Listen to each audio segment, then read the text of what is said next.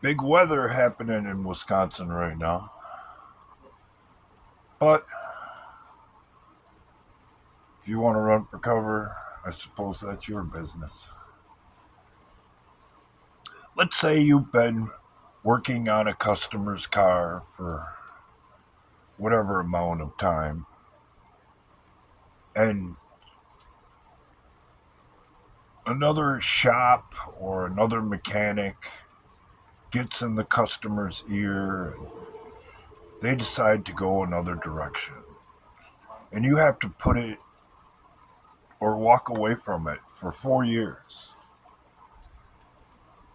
And whoever does whatever to it in on the in between, what do you think it's going to look like when you finally get back to it? Especially knowing the other shop or mechanic's reputation. It's probably not going to be better than it was when you walked away. As a matter of fact, more than likely, there's going to be even more stuff to do than when you shut the hood the last time. I give that analogy because of the controversy surrounding the Epstein files. They had this stuff for over 4 years in a region or section of the country that's hostile to what Donald Trump is trying to accomplish. Knowing that his intent was, or at least was, that's the intent he gave on the campaign trail, his intention was to expose it all. If you were in their position, what would you do?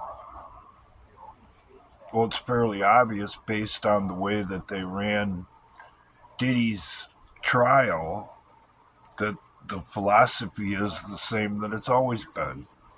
It's always been a lone gunman with no co conspirators involved in every major event. That keeps collateral damage to a minimum. In other words, nobody else is involved, so therefore we don't have to look into it any further and expose ourselves or people we're involved with along the way. This whole matter of the Epstein thing actually speaks to Trump's inexperience at dealing with that side of it or that world. Cash Patel and Dan Bongino were the wrong guys to put in those positions. Why? Because they haven't spent a lot of time in intelligence and they don't really know how it works.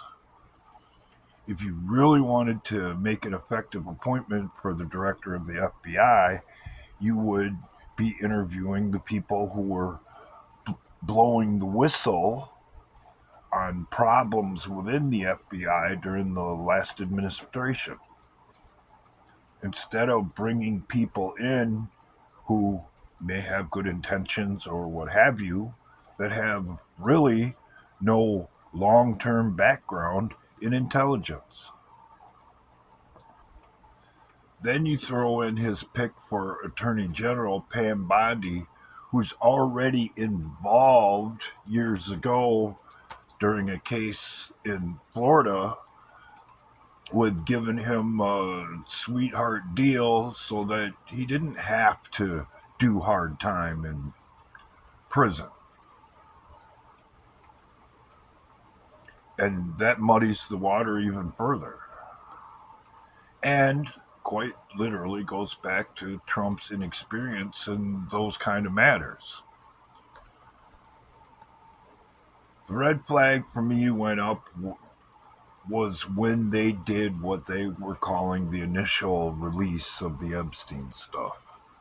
When they thought they were giving the public new information, Why, I don't know, because it had been out there for years beforehand and said that's all there is. And then, wait a minute, we found some more.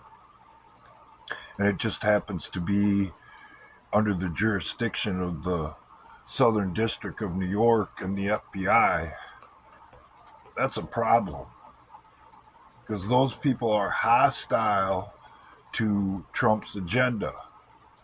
So, do you really think they're going to hand over incriminating evidence on themselves and not make it look like they did with Diddy, where it's all just one guy and there's really nobody else involved? Well, given the examples set, like the whole Russiagate thing and several other things that have went on, obviously you would clean it up and you would try to inject evidence into it to throw shade on, if not outright destroy, the other guy. So, not to defend him, but I get where Trump is coming from. But I also would be willing to point out the obvious. The longer this is kept a non issue or brushed aside, the more people will suffer because of it. Because these intelligence programs and intelligence gathering methods are still in place and still being used today. And we're freaking paying for it.